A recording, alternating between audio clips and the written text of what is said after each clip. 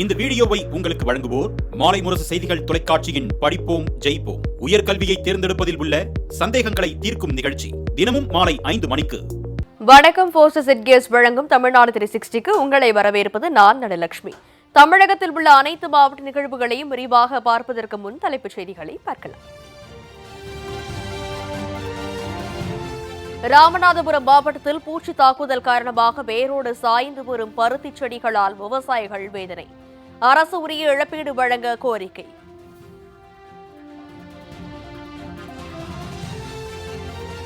மயிலாடுதுறையில் விவசாயி ஒருவர் மண்டியிட்டு வந்து ஆட்சியர் மனு அளித்ததால் பரபரப்பு. பழங்காவிரி குப்பை கழிவுகளால் பாழ்பட்டு போயிருப்பதாக புகார்.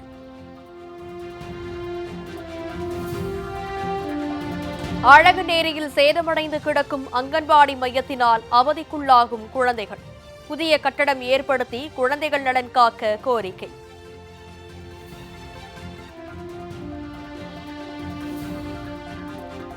கிருஷ்ணகிரி அருகே எலும்புக்கூடான பேருந்து நிழற்குடையால் பொதுமக்கள் அச்சம். புதிய பேருந்து நிழற்குடை அமைக்க மக்கள் கோரிக்கை.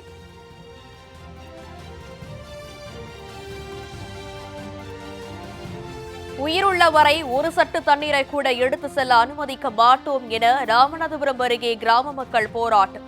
தண்ணீருக்காக கண்ணீருடன் போராடிய கிராம பெண்கள் குறித்த ஒரு செய்தி தொகுப்பு.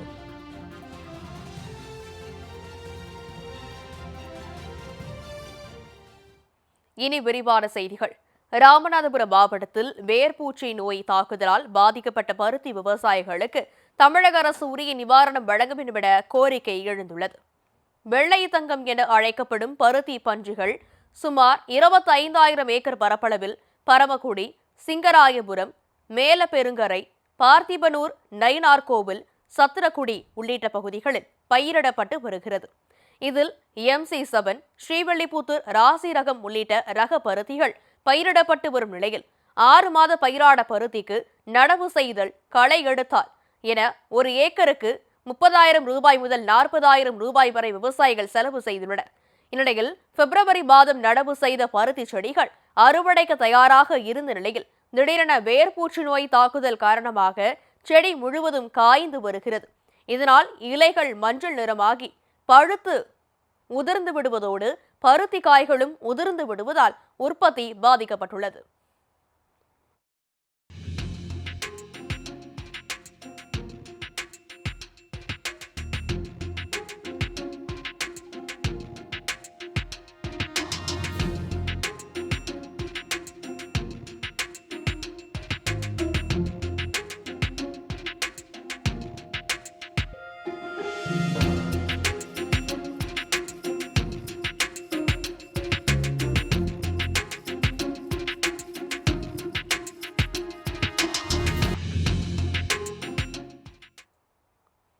இதனால் ஒரு ஏக்கருக்கு 3 டன் மகசூல் வரவேண்டிய இடத்தில் வெறும் 500 கிலோ மட்டுமே பருத்தி சாகுபடி செய்யப்பட்டுள்ளதாக கடும் நஷ்டத்துக்குள்ளாகியோருக்கு விவசாயிகளும் அரசு உரிய நிவாரண வழங்க வேண்டும் என கோரிக்கை விடுத்துள்ளனர். தண்ணி செலவு எல்லாம் ஒரு ஏக்கருக்கு 20,000-30,000 செலவு பண்ணியிருக்கான். ஆனால் இந்த வருஷம் எங்களுக்கு நிறைய பாதிப்பு அதிகம். நோய் தாக்கம், வெள்ளைப்பூச்சி, காய்ப்புழு, குருத்து வேர்ப்புள்ள மாதிரி நிறைய பருத்தி பாதிப்பாயிருச்சு. போன வருடங்கள்லாம் பருத்திக்கு நல்ல விலை கிடைச்சி. இந்த வருஷம் பருத்திக்கு கிலோ 50 ரூபாய்க்கு வாங்க கூட ஆள் இல்லை. கமிஷன் கடைக்காரர் வாங்க ஏன் கேட்குற நிலைக்கு இல்லை. தயவுசெய்து அரசின் கவனத்துக்கு இதை கொண்டு சென்று எங்களுக்கு சரியான முறையில் அடுத்து விவசாயம் தொடர்வதற்கு ஒரு சரிய வழிமுறை வகுத்து தருமாறு உங்களை அன்புடன் வேண்டுகிறோம்.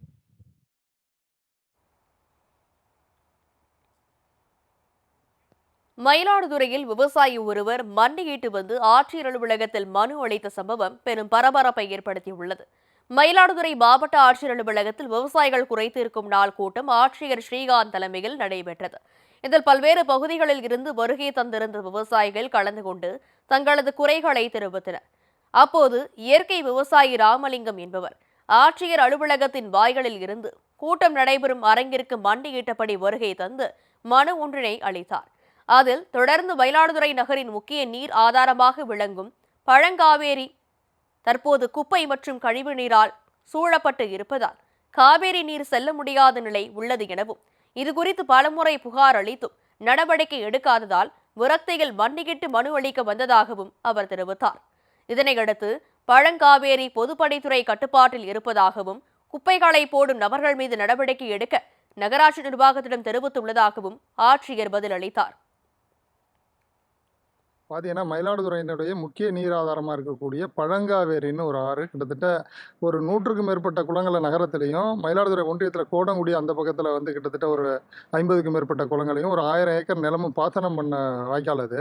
அது பார்த்தீங்கன்னா நகரப்பகுதியில் போகிறதுனால வீட்டுக்கு கூட உள்ள கழிவு நீர், அங்கங்கே கடைகளுடைய குப்பை, வீடு அடிக்கிற குப்பை, இந்த மாதிரி அந்த வாய்க்காலில் போட்டு ரொம்ப மிக மோசமாக இருக்குது. பத்தாயிரத்துக்கு சாக்கடை நீர், பாதாள சாக்கடை ஒரு சில இடங்களில் அதில் வழிஞ்சோடுது இந்த பூக்கடை தெருலாம். அதை வந்து நம்ம தொடர்ந்து 8 ஆண்டு காலமாக நாகப்பட்டினம் மாவட்டமாக இருக்கிற காலத்துலேருந்து மனு கொடுத்து தீர்வு எட்டப்படலை. இந்த முறை வந்து மனு வந்து கிட்டத்தட்ட ஒரு 100 மீட்டர் அளவுக்கு மண்டி போட்டு நடந்து முட்டியால் ரத்த வர அளவுக்கு அந்த வழியோடு கொண்டு போய் அதை மாவட்ட ஆட்சியர் கொடுத்து அதுக்கு உரிய மரியாதை கொடுத்து சம்மந்தப்பட்ட அதிகாரிகளை வர சொல்லி நான் கிளியர் பண்ணுறேன்னு மாவட்ட ஆட்சியர் சொல்லியிருக்காங்க. செஞ்சு கொடுப்பாங்கன்னு நம்புகிறேன்.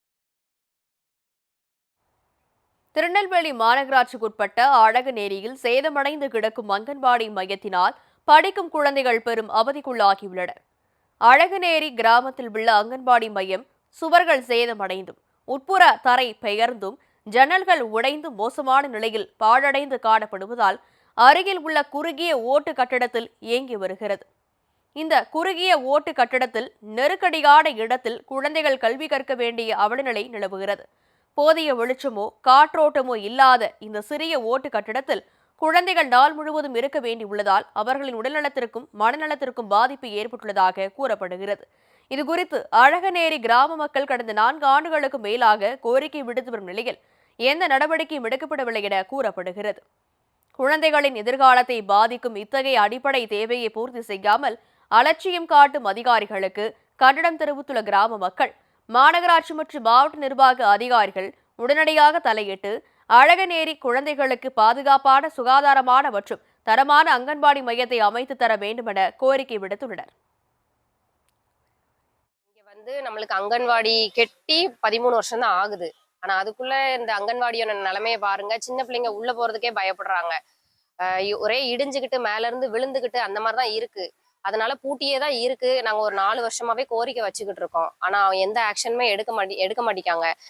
வெளியே ஓடி வந்துடுறாங்க. மழை நேரத்துல ரொம்ப கஷ்டமா இருக்கு. ஒழுகிக்கிட்டு அந்த மாதிரிதான் இருக்கு. 10க்கு 10 ரூம்ல அவங்க சமையலும் பண்ணிக்கிட்டு பிள்ளைங்களையும் பார்த்துக்கிட்டு அங்கன்வாடியை ரொம்ப கஷ்டப்பட்டு தான் கொண்டு போய்கிட்டு இருக்காங்க. பிள்ளைங்க அதனாலேயே பயந்தே வரமாட்டேங்காங்க.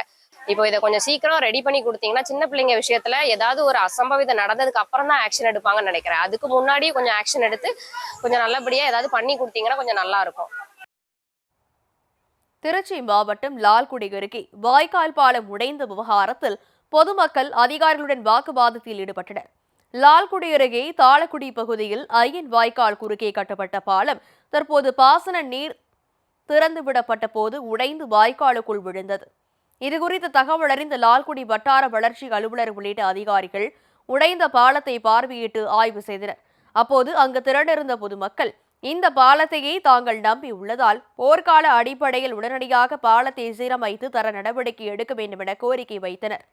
அதற்கு அதிகாரி ஒருவர், இப்போதுதான் பார்வையிட்டோம், அடுத்து பொறியாளர் மற்றும் உயர் அதிகாரிகள் பார்வையிட்டு ஆணை வந்த பின்னரே பணி தொடங்கப்படும் என மெத்தனமாக கூறியதால் ஆத்திரமடைந்த பொதுமக்கள் அதிகாரிகளிடம் வாக்குவாதத்தில் ஈடுபட்டனர்.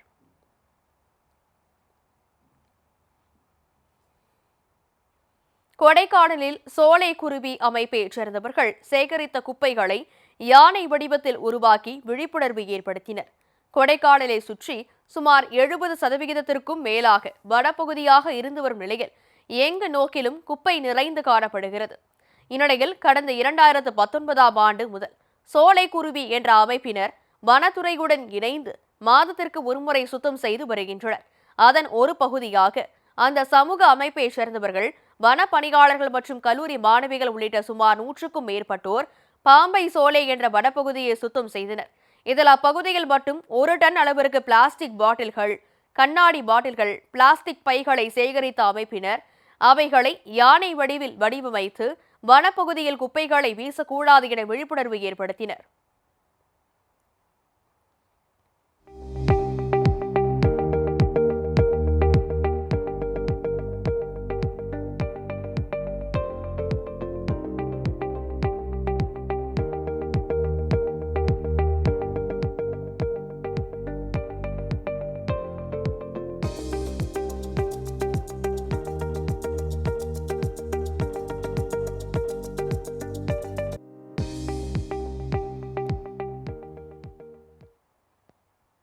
மத்திய அரசு புதிதாக அறிமுகப்படுத்தியுள்ள மரபணு திருத்தப்பட்ட நெல் ரகங்களை தமிழக அரசு தடை செய்ய வேண்டும் என விவசாயிகள் கோரிக்கை விடுத்துள்ளனர். புதுக்கோட்டை மாவட்ட ஆட்சியர் அலுவலகத்தில் மாவட்ட ஆட்சியர் குறைதீர்க்கும் கூட்டம் ஆட்சியர் அருணா தலைமையில் நடைபெற்றது. இதில் கலந்து கொண்ட விவசாயிகள், இந்தியாவில் நெல் உற்பத்தி என்பது கூடுதலாக உள்ள நிலையில் சமீபத்தில் மத்திய அரசால் அறிமுகப்படுத்தப்பட்ட மரபணு திருத்தப்பட்ட 2 நெல் வகைகள் தேவையில்லாதது என்றும் தமிழக அரசு தடை செய்வதற்கு நடவடிக்கை எடுப்பதற்கு ஆட்சியர் பரிந்துரை செய்ய வேண்டும் என்றும் கோரிக்கை விடுத்தனர். மேலும் கூட்டுறவு வங்கிகளில் விவசாயிகளும் பங்குதாரர்களாக உள்ள நிலையில் வங்கிகளில் சிபில் ஸ்கோர் பார்க்க வேண்டும் என்று சுற்றறிக்கை அனுப்பப்பட்டுள்ளதால் எந்த விவசாயியும் கடன் பெற முடியாத சூழ்நிலையில் உள்ளதாக புகார் தெரிவித்த அவர்கள் கடன் வழங்குவதில் சிபில் ஸ்கோர் பார்க்க கூடாது என வலியுறுத்தினர். மேலும் கந்தர்வகோட்டை பகுதியில் விவசாயம் செய்து வரும் 90 விவசாயிகளுக்கு கூட்டு பட்டாவாக இருந்ததை வகை மாற்றம் செய்து தனி பட்டாவாக வழங்க வேண்டுமென பல ஆண்டுகளாக கோரிக்கை வைக்கப்பட்டிருந்த நிலையில் அதனை நிறைவேற்றிய ஆட்சியருக்கு விவசாயிகள் நன்றி தெரிவித்தனர். போஸ்டர் ZGS வழங்கும் தமிழ்நாடு 360யில் அடுத்து வருவது ஊர் நிகழ்வுகளை விரைவாக வழங்கும் உள்ளூர் எக்ஸ்பிரஸ்.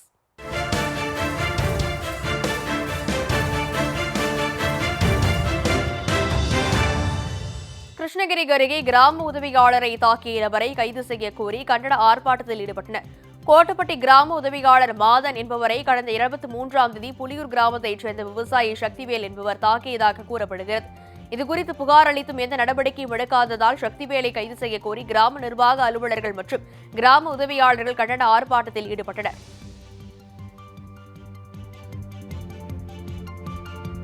தஞ்சாவூரில் பாதாள சாக்கடையை சீரமைக்க வலியுறுத்தி பொதுமக்கள் சாலை மறியல் போராட்டத்தில் ஈடுபட்டனர். செண்பகவள்ளி நகரில் பாதாள சாக்கடை பழுதடைந்து அதிலிருந்து கழிவுநீர் சாலையில் பெருக்கெடுத்து ஓடுகிறது. இதனால் அப்பகுதியில் உள்ள பொதுமக்கள் அவதிக்குள்ளாகி வருகின்றனர். இதுகுறித்து வார்டு மாமன்ற உறுப்பினர்கள் பலமுறை புகார் அளித்தும் எந்த நடவடிக்கையும் எடுக்காததால் அப்பகுதி பொதுமக்கள் மற்றும் வார்டு மாமன்ற உறுப்பினர்கள் மாநகராட்சி அலுவலகம் முன்பு சாலை மறியல் போராட்டத்தில் ஈடுபட்டனர். செங்கல்பட்டு அருகே ஏரியில் இருந்து மண் எடுத்து சென்ற 100க்கும் மேற்பட்ட லாரிகளை வனத்துறையினர் சிறைபிடித்தனர். சிங்கபெருமாள் கோவில் அடுத்த கொண்டமங்கலம் பகுதியில் நீர்வளத்துறைக்கு சொந்தமான ஏரியிலிருந்து மண் எடுத்துச் சென்ற லாரிகள் வனத்துறைக்கு சொந்தமான காப்புக்காடு வழியாக சென்றன. தகவலறிந்து வந்த வனத்துறையினர் அனுமதி இல்லாமல் வனப்பகுதிக்குள் சென்ற 100க்கும் மேற்பட்ட லாரிகளை சிறைபிடித்து பறிமுதல் செய்தனர்.